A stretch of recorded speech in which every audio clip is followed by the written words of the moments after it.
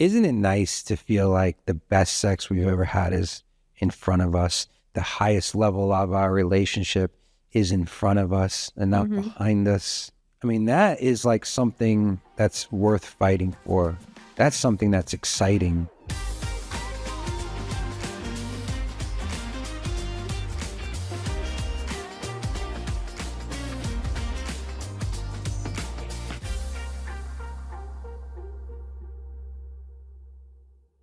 You know, we were just looking at the statistics. What would you think the divorce rate is for first marriages? I would say 50%. No, you know the answer. What would you? I would have normally said 50%. I would have thought bigger. I would have thought more. What is even more interesting is we don't get better at it. Yeah. Second marriage, more divorce. Third marriage, I can't believe even people would go for third marriage. Well, the only reason why I would say 50% and not larger, because I agree with you, but I think that a lot of people, when they get married, they just are like, all right, well, here I am. And then they start giving up on themselves and their dreams and their goals and all the things. This is why when this idea of the 10-year marriage is so interesting to me and why it took a hold, right? So it's worth talking about how it came about. Like, I'll let you tell that story. Well, we were in Italy for our 5-year anniversary. Mm-hmm. And obviously that was like the number one place you wanted to travel to. We had the absolute best time. We went to the Amalfi Coast. We were in Rome. We were in Tuscany. And we did a day at Pompeii. And so Pompeii, we got, I think the travel agent that we had set us up on a private tour with somebody. And so we were on this private tour with this woman and you just weren't feeling it. You were like, I'm just going through the motions. And which is interesting because I absolutely were there 10 days and everything about that trip, I was into it. Mm-hmm. I mean, you thought, I was like, we were on the Amazing Race with you. Well, yeah. When we fell asleep in the cab in Italy, both you and I, and the cab, you had to wake us up. We could have been, forget it, taken somewhere and killed. Yeah, right? Exactly. And I like those tours a lot of times. I like the history of it. And I thought it was super interesting. But we're walking through, they're doing this tour. And she mentioned something about how back then they actually were never fully married. It wasn't death to us part. It was, they had contracts in place, whether it was 5 years, 10 years, there was like a contract in place for people to stay married. It was almost like a throwaway comment, and back then they were only married for, and I remember 10 years. It could have been whatever. Yeah. Right? And me being a little bit of my wise ass self, and I was like, oh, what do you do with the kids? It's easy, not easy, but it's even nowadays, when people get divorced, the first thing I think is like, oh, well, they didn't have kids. Yeah. Right? It makes it so much easier in my brain. And a lot of people stay together for the kids. Exactly. Yeah. And it wasn't just in the moment. Like, I'm the kind of person, I think you are too, when we get an idea or a concept or something that's new, we really play with it. Yeah. It's interesting. We talk about it. We have these deep conversations, right? And I found it fascinating. Quickly, I remember thinking, this would keep everyone on their toes. Mm-hmm. And I think you joked at the beginning and you were like, if we had a 10-year marriage contract, there would have to be this many times a week we have sex. There would have to be this many times a week. It was very that. And I was like, well, you'd have to take me dancing. Yep. You'd have to take me traveling. And it was very much like what the other person would have to do. It's transactional too. Yes. Which that does kind of unlock the deeper things, but it's said in a different way, right? Mm-hmm. We've been talking about this for so long, we've had iterations of it. And so we were supposed to, on our 10-year anniversary, renew, because we really walked down this, for lack of a better word, path or aisle of what if we got remarried at 10 years? What if we started over? Mm-hmm. I remember being in a coaching group and the guy was like, burn it to the ground if it's not doing well, even though we were doing well. But this concept of we're not the same people we were when we got married. Right. I mean, I love playing the game with other couples, especially ones that have been married at least anywhere between 7, 15 years more, is if you got married today, who would be in your wedding that was in your original wedding? Mm-hmm. Would you still have the same groomsmen and the same bridesmaids? Who's not alive? Who is your friends? Yep. Looking back and seeing how much not we've evolved as humans or as individuals, but who's in our life anymore? Mm-hmm. And then who are the people now who are in our life? Yeah. right? Like, what do you, like, if we went back and we had a great I mean, we had the best wedding ever. And it's interesting because I think most people that were at our wedding would not be at our wedding anymore. Exactly. You know, it was just that life that we were living at that time. It was in that moment that, you know, I was 24, we were 32 and 23, and we were turning 33 and 24. Yeah. Yeah. Looking back at like the pictures, I'm like, oh my God, that person was there. Or even in like one of your bridesmaids, right? Yeah. And looking at our friends now, how we were like, how were you not at our wedding? Like, how were you not part of our life at that point? And so diving a little deeper into the concept, if you felt like there's two ways to look at this, like who would you want to be for the other person and what would you want from that person? Mm-hmm. And that's how I think we started it out. Yeah. Right? Like me saying, oh yeah, I want more BJs. Like, you know, what's the best way to never get another blowjob? Get married, right? Like joking around. But every guy on this podcast going, yup. Yeah, exactly. And every girl's going, of course, you said that. So, and it's just trying harder. And then the same thing going like, girl going like, I deserve a date night and take care of the babysitter. You want more BJs, then you better. You want more blowjobs? Then you got to take me out and like seduce me a little bit. And that's why I like the concept of more like, it's not forever and you have to work for it is such a beautiful way of looking at it. Like one of my coaches, he always says, date your wife. It's the same theory. But like, what if it treated you like a girlfriend? Right? When we initially talked about this, I think that was really it. It was like, I joke about it, but I remember saying like more vacations. And I was kind of answering it for you, but it could go deeper. Like, can you have a deeper conversation? Like, no, I expect you to be in better shape and take care of yourself more. Or, you know, I need you to be more vulnerable and, you know, more willing to talk. Or like, there's some deeper stuff when you start having a real conversation, not like playing around. Like, right. Well, for a long time, even before this concept, you would always have this like visual. And you would say when two people are married, for somebody to have like a successful marriage, right? You have like, it's like a tree. You're growing in different directions. You're like melding into these different people, but ultimately you want to stay within the same, like on the same. So it's interesting how you said you look at it as a tree. I was like two lines, but yes. Yeah. And first of all, if one line's just not going to grow, you're screwed. Yeah. And you're going to grow at different rates. Right? Exactly. Some person's going to outgrow the other one, but if you go too far this way and you can't bring it back, like if you're at different polar opposites and you can't get closer with the lines, you got a problem. And I would say like, these are extreme circumstances. What if someone wants to live in California and someone wants to live in New York? You got a problem. Yeah. Or if someone wants kids and the other person doesn't want kids, who's actually, you know, or you can have kids. Like these are things, or someone wants to open a business and the other person's risk averse, right? Or someone wants to vote like for Republican, the other one wants for Democrat, or someone is religious and wants to get them baptized and the other one doesn't.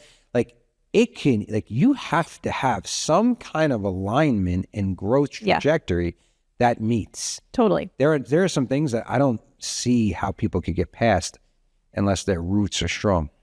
100%. And I think that when we first were thinking of this concept, it was very much like, what's this other person have to do, right? How does this other person have to show up for me?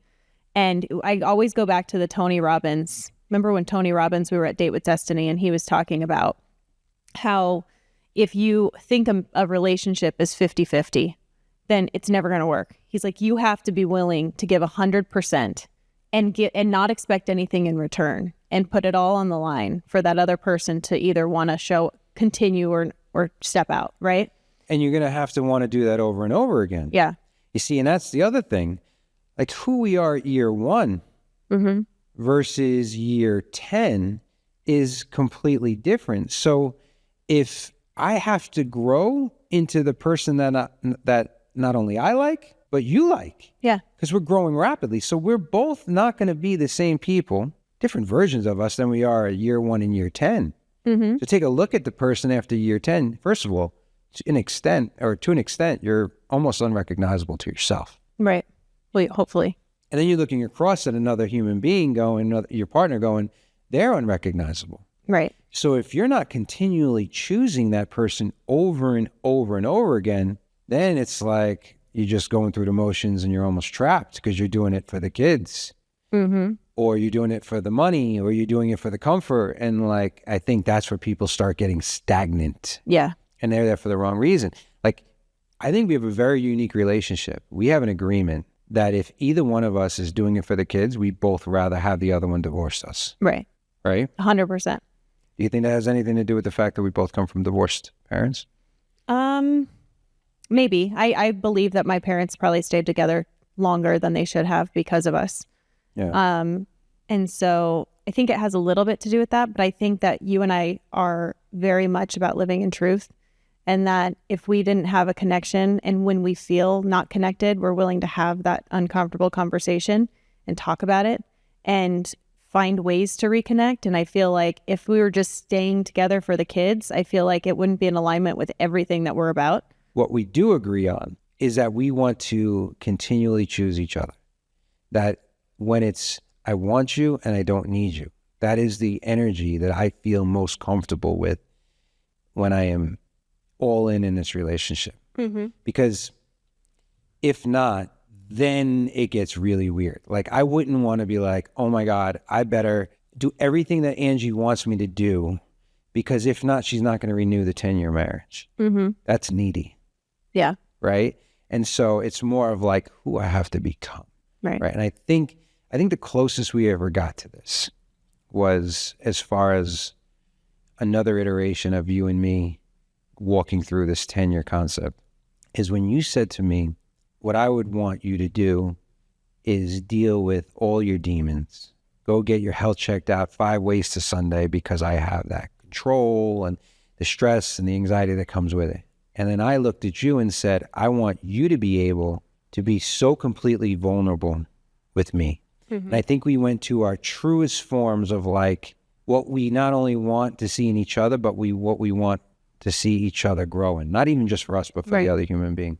And we know each other so well that me saying that to you, I know that on your deepest level, that's something that is important to you, to grow and to become the highest version of yourself. And the same with me, right? Like, I have to step into being vulnerable and communicate better and do those things. So I feel like, you know, even though it's a commitment to ourselves, we knew that it was a commitment for us to stay together. Now, this doesn't happen without deep work and the willingness to continue going down that path and that unveiling. My most recent truth on this, and this is something that will evolve for everybody. I think you can make it playful. Like, all right, you know, when we renew this contract, you can do the sexual things and the dating things. I think that's fun. That could be part of it. But if you want to get to like the deepest part of the truth, is when I was talking about like it's a contract of the soul. It's not just a contract of a marriage or a 10-year. It's like, when I meet you there 10 years from now or 5 years from now or whatever, I want to show up as the most revealed, greatest, unveiled version of myself. Almost to the point that when, you know, some people say when the day you die, you're going to meet the person you could have been, the version of you that took every risk, did all the growth, you know? Yeah. And like, not just like, I want to become over and over again that version of me and make that contract with me, and you make that contract with you. And then we are in so alignment with ourselves that when we do meet, it's a union of our souls. 100%. And when you say that, I think about how many relationships would have stayed together if they would have just shown up in the best version of themselves when they were still married before, because that's what happens with divorce. A lot of the times you see people get divorced and then they get in the best shape and then they're doing all these amazing things for themselves. And it's like, if you would have fucking shown up like that when you were already still married, that person would have chose you, and you would have, you could grow together again, and you can reconnect. And a lot of times, I mean, there are cases obviously that wouldn't work, but a lot of times, like, I even look at my parents and I'm like, they were the best each other has ever had. Very rarely do I believe that people are better off the second or third time. Same. You know, they haven't healed the wounds and did the work they needed to do, and they just bring it along with them into the next relationship. Right. And I always say, well, shit, I might as well deal with it now. Yeah. And not to say that, you know, there's anything wrong with getting married a second or third time. It's literally just somebody in this new version of being married. It's somebody separating, saying, I'm not willing to renew this contract, and starting a new contract with the other person. But I think to your point, it's deeper than if they show up that same way that they did in that last marriage, they're going to have the same problems that they did. Yeah. Whether they're married a second, third, fourth, fifth time. And then they'll say, well, if I would have known it was going to be like this over and over again, I could have figured it out the first time. Right. And so that brings us back to the whole thing of like, even when it's good, are you willing to burn it to the ground and be like, that's aggressive, but almost like recommit without bringing forward like everything, but like, who are you? Because you're on your own journey, baby. Like, you're evolving. I have fallen in love with every version of you, right? And I think that's why we're still together, as from my standpoint. Yeah. Right? I'm just as excited about, I know you are, because this is what you just said recently, I'm just as excited about the next version of you. Like, I cannot wait to have sex with the 40 and 50-year-old version of you. That's nice. Well, because there's all the years. Yeah. I right? agree. Like, I can picture your body as a 22-year-old, as a 32-year-old. You know what I mean? Yeah. And it like changes, and our deepness of connection changes. Right? Like, if I lost that, did I lose it to you, or did I lose it from myself? And what's wild is the better I feel about myself, this is kind of going to sound really weird, the more turned on I am about myself, the more turned on I am about you. I think that is not weird. I think that's how most humans I don't think they vocalize it that way, though. No, I agree. But I mean, think about it. When people are working out and they're feeling great about themselves and they're showing up for themselves, they're much more willing to show up for the other people in their life. So maybe the problem with marriage, or the trap, is that we externalize it too much rather than internalize it. And that you're more likely to be in a successful marriage if you hold yourself accountable. Yeah. Rather than hold the other person accountable. 100%. Like, one of my favorite thought processes is we judge others by their actions and ourselves by our intentions, which means we give ourselves the benefit of the doubt. Yeah. Right? Because we know our intentions. Like, in our brain, our intentions make sense. They're pure. They're there for the right reasons. But if we judged ourselves by our actions, maybe we'd be a little bit harder on ourselves, right? Hence going back to the contract and actually doing the things that you say you were going to do. And that's why I say we should judge ourselves by our actions and judge others by their intentions. Maybe we should just give everyone else the benefit of the doubt, right? And so I think the same event, Tony Robbins brought someone up, and he was like saying, my wife doesn't love me, and my wife is this. And he said, this is what I want you to do. I want you to be the most loving, giving, showing up for husband you could be for the next 12 months. And I guarantee you she will show up for you. And he's like, no way, you don't understand. She's cold, she's closed off. And he's like, if after 12 months you have done that and she's still like that, then walk away. The odds are you give that kind of love, you're going to get it back. And so taking that forever away from the game lightens the load. Yeah. But on the same token, adds the accountability. So what do you think of this concept of the contract of the souls individually? I think that's ultimately what it's about, right? When we go and we renew our contract, that's how I believe that we're going to look at this on what am I willing to do? How am I willing to show up? And how am I going to, not like that like you said, not that I need you, but that I want you, and that these are the things that I'm willing to do for you to be desired, to desire me. And you know what I mean? I don't know if I'm verbalizing that correctly. So this is the way we're going to play this out. And we do this already. We're doing it our 15-year, because at our 10-year, it was, believe it or not, we were married in 2010. So 2020 was the COVID year, so we couldn't do this. Not to mention I knocked you up, baby. But I mean, it was planned. But, yeah. So you were pregnant and we were in COVID. It was very difficult to do this 10-year marriage. Yeah. And in a way, it's semantics here. We figured this out at the 5 years. So now at the 15 years, a 10-year gap between the two. So be in our 15th anniversary, but we're going to be looking at it as a 10-year marriage. Yep. So the way I'm looking at it is we got from 2025 to 2035, right? I will be 47 to 57. You'll be 38 to 48. So now that 10-year commitment will bring us to our 25th year together. Yeah. Which is wild. Our daughters will, almost all of them will be out of the house. Gigi will be 14 years old at that point, probably in high school or middle school. To have the conversation and be like, you know what, babe? This is the way I see our next 10 years. And you go, you know what, babe? I don't see it that way. Would we have the balls to be like, you know what? It's been a good run. You know what I mean? Yeah. And I think that a lot of couples, I think it could make it a lot easier to separate. And I think that, I look at just people I know that have gotten divorced. So a lot easier to separate. Are you trying to say that because it feels like it's easier to separate, they're less likely to separate? Because I remember saying to myself, like, if I feel trapped, I'm more likely to run. Yeah. If I don't feel like I'm trapped forever, I'm more likely to stay. I just need to feel like the option of that. I always like, I'm a Sagittarius, and if you go down there with Sagittarius, don't commit, and they don't, which is wild because I've committed everything to you. I've never done it before. But like, I used to joke and be like, I don't mind being in the fenced off pen. As long as I know the door opens, then I will stay in that forever. Yeah. And if you're looking at a new if you're giving me that example, right? And you're saying the next 10 years looks like this for me, and maybe I think it looks differently. I think you have two options at that point. You either figure out what each other are willing to compromise on and how that could look, right? Like if I'm like, certain on I need to live somewhere and you're like, I can't live there, then like, is that a make it or break it? Like, I don't know, because I've never gotten to that point with you.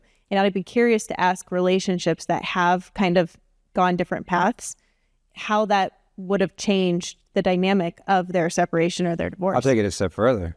How about people in marriages? Yeah. I mean, I'm not against people who haven't made it, but the people who are in marriages, like, what's your truth that you're not speaking up about? Totally. Like, for instance, I know you want to live in other places. Like, you've never given me an ultimatum. Like, when you actually have this, if you really give it the deep thought, like, is that a non-negotiable? And then if I'm agreeing with you, is there a deadline on it? Right? It's one thing to agree on it, and then it's one thing to not even like bring it forward. Yeah. And that's why, and I mean, you and I are notorious for this. We come up with ideas and we change our minds all the time. And so I think that creating this foundation of this contract, but then constantly reevaluating it on at least an annual basis is really important. If not quarterly. Yeah. Because it just keeps you guys on the same path and aligned. And I feel like if that's the case and people are seeing different things, then you could either come to an agreement, or you could be like, this is a non-negotiable for me, and look at how your relationship looks like with that being part of the contract. Well, the thing is, how are you going to, people aren't doing this enough it's most common in your business. Everyone always is like, all right, we need a 5-year plan, and then we're going to break it down into years and quarters, and here's our goals on numbers, right? And then in my coaching, it's like, what's your 5-year plan for you as a human being, as a man or a woman, right? Yep. But people aren't even doing that. They're just living like day by day with no plan. Right. So to apply this to your marriage and then have truth, right? Because people, I think most of us don't go deeper with what we actually want. Like, even talking to you about this right now, I'm like, I know you so well, and I know what you want to a degree. But like, there are times you don't push it hard enough, or maybe you think it'll happen in the future. Same thing with me. Yeah. Right. Yeah. And so I think at least if it doesn't happen, you started out going, this is what we both want. So writing that all down, having a real conversation, and not giving yourself to be unapologetically real inside of it. Yeah. Because if not, you're just going to show up and then you're going to live that same life 20 years in a row. And now you just wasted another 10 years. Totally. I think this is incredibly valuable for newlyweds, for people that aren't married yet, because especially when you're talking about big things like you were about having children and about where to live and about how your life looks, family planning, how your finances before look. Newlyweds, we talked about all this before we were engaged. Yeah, 100%. But before you commit to this marriage, those are important things to talk about. Well, there's got to be alignment. Like religion, for instance, we were both raised Catholic. We both lost faith. Then as we got older, we have a new version of faith. It comes in a different filter. We've been aligned. We both have been raised a certain way politically, and that's even morphed into certain things. But we're growing together. But Yeah. our values on how to raise our kids are generally the same. Like, you either got to compromise or figure it out, or it's just not going to work. Yeah. Right. But that's in the beginning. But now it's like, okay, you're 10 years in. Yeah. So there's from 1 to 10, and then there's from 10 to 20. Like, you've presented this concept to people who are not married. You had a girlfriend of yours have something we didn't even think about, the way she. Yeah. I mean, she was basically like, I'm never getting married, never doing this. I don't need a man in my life, etc. And when I had mentioned this concept, she was like, she's like, if you actually, I can see how this could actually work. Like, if there was requirements in a sense and ways that people had to show up in a way, then I could see how I could get behind this. But she was looking at it from the other person, not from herself. No, from both. Gotcha. From both aspects, right? Because if somebody's willing to show up in their highest self and you expect that other person willing to show up in their best and highest self, then it makes more sense to be together, right? A lot of relationships don't work because one is growing and one's just not, or they're just stagnant, like you said, and neither one of them are willing to look at the truth. So if we are, as individuals, leaving behind a part of who we are as we grow, then in extension, the marriage has to leave behind a part of what that marriage was. Yeah. In order for that marriage to grow. Because just like a human, you're either growing or dying. A marriage is either growing or dying. Yep. Right. There's going to be seasons that are off, but even those seasons could be potentially seasons of growth that you have to go through, that a little bit of rough terrain. Yeah. Right. And you making that point is actually beautiful, because part of the contract that we have to add to ours, and like the whole process of us doing it, is what you just said, leaving behind what that last 10 years was, right? Like, we had some rough years in that last 10 years. And instead of bringing that along to this next 10 years, being like, we were young, we learned from those things, we learned from those experiences. And now we don't need to keep score. We don't need to hold things. Like, I think that could be really valuable for people that have had a rough figuring it out, learning each other, growing together and apart, and all these different things. Like, moving forward and looking at the next 10 years as being like a fresh start. Do you know that song, I Like Pina Coladas? Yes, I do. I don't know really what it's about. So this is what the song's about. It's an old school song. It's like 70s, 80s. Yeah. And it's about this guy. He's not feeling his girl anymore. So he puts an ad in the paper, like a dating. He's like, all the things he likes. Pina coladas, walking in the rain, right? And someone responds to it. And he's saying like he doesn't feel his girl anymore. And the person responds by letter, of course, because it's all just like, I like pina coladas. I like walking in the rain, right? And so he's like, we're going to meet at the bar. Oh, I know how this is going to go. He goes into the bar and it's the girl he's dating, right? Yep, and I'm like, the funny part of it is like, oh, everyone's just cool that we're ready to cheat on each other. Yeah. But the point of the song is that they weren't even having the real conversations about they wanted. They were just stagnant in the relationship. And the fact that once he gave himself the permission, she was actually looking for someone new. He was looking for someone new. She responded to the ad he put out. It's literally the concept. It's wild. It's beautiful. It's nice that I kind of came up with that right in the moment. Totally. Right? And so if you look at it like burning it to the ground, or almost like, I'm not saying we have to file for divorce, but like almost divorcing. Yeah. And being like, okay, how would we do this? And then being like dating again and being like, oh, I want to marry this girl. Yeah. It's exciting. At least it keeps it interesting. I definitely love her kids.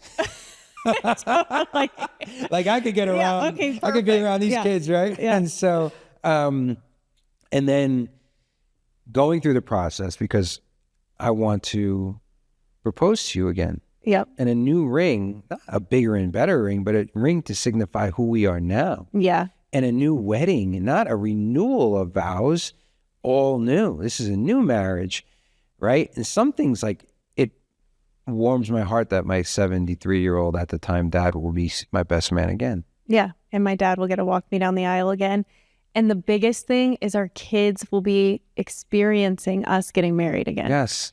And the biggest part of our life will be present for the best day of our life. And then being able to see you walk again towards me. Mm-hmm. The man I am today and the woman you are, but knowing all we've done to get there. Mm-hmm. And then committing, are you right? Yeah. I mean, I'm just like picturing it, you know, and it's beautiful. Like I'm picturing our girls and I'm picturing Gianna and like them being so happy and like just the way that they look at us when we're in the kitchen and we're making out and they're like, oh my God, like having that memory, like think about us and being able to see our parents, you know, like we didn't get those things, but imagine your child version of yourself getting to see your parents get married. Like how fucking beautiful is that? Yeah. You know? I'm so glad we're doing all this because this is what it's about. And it's also about living what we talk about, right? It's not just a concept. It's like we're testing this out in real time. Yeah. Right. And we're just like saying, maybe we could do it this way. Maybe this is like an answer for us that people can connect to. But you're right. Like you talk about the moments of your life that mean so much, to be able to recreate that over and over again. I mean, I've taken it the whole way, like the next honeymoon, and you know, I've even thought about ways I'm going to propose to you and, you know, what to do with the first ring and being able to marry you again 10 years later. And these rings go and the diamonds go to, or whatever fake diamond you want, right? Yeah. Like go to our girls and this is the whole thing. And being truly excited, not only for our lives together, but for my own life. You know, I joke all the time, you know, a lot of men or even women, once they make money and they're successful, they go for the upgrade. Yeah. I already married my upgrade. You know what I mean? Like, you're the girl I would want after I was successful. Like, I don't, like, and I think that's also when people don't grow at the same path, right? And I think it's easy for people to sway from that. But if you look at this person in the way that you're talking about, and I think it just comes back to just being vulnerable and honest with each other, because I think that most people can have that love for that person, the other person, where it just needs to be communicated differently. Well, if you're really looking at this contract of the soul, right? And the way I look at it is continuing to find and seek and live your purpose. Yeah. And I believe that when people have these like midlife existential crises, they lost their way. This usually happens at a time where like they've been at the job and they've been married and the kids, and everything just becomes monotonous because they forgot why they were there in the first place, and they stopped growing. So of course the marriage or the relationship has to suffer because they're going through it themselves. And so this is more than a commitment to another human being. It's a commitment to ourselves. It's a commitment to our children to show them exactly how you have to keep growing. It's like, this is like a manifestation or an example of every other area of your life. Yeah. It's like saying, not only want to do this, I want to do this at the highest level, and I'm going to continue. I don't know why it has to be so aggressive, but breaking myself against this rock over and over and over again, committed to growing for myself, for you, for our kids, because it means everything. I didn't mean to make it go this deep, but like 10 years, what do we get? 70, 80? You marry someone in your 20s or your 30s, more than 60% of your life you're meant to spend with one person. I mean, if you're not showing up for yourself and you're not showing up, you're wasting a lot of people's time. Yeah, a lot of your own time. And this is your whole life. And it just forces you to have these conversations that maybe you wait too many years to actually have an amazing marriage or an amazing connection or an amazing sex life, whatever, you know? Isn't it nice to feel like the best sex we've ever had is in front of us? The highest level of our relationship is in front of us and not behind us. I mean, that is like something that's worth fighting for. That's something that's exciting. You know, like rather than, or even with kids, like holding on to the 4-year-old version rather than be excited about the 14. And I can't wait to hang out with my kids when they're 24 and see them at 34 being married and having kids, and see them like not holding on to this like one moment in time that's never supposed to like grow. Yeah. Like the future needs to be bigger than your past. Mm-hmm. Or what's the point of living? Yeah. And so that has to be for our marriage, no matter how great it was. And I think the 10-year marriage is a commitment to that future being bigger than your past. Absolutely.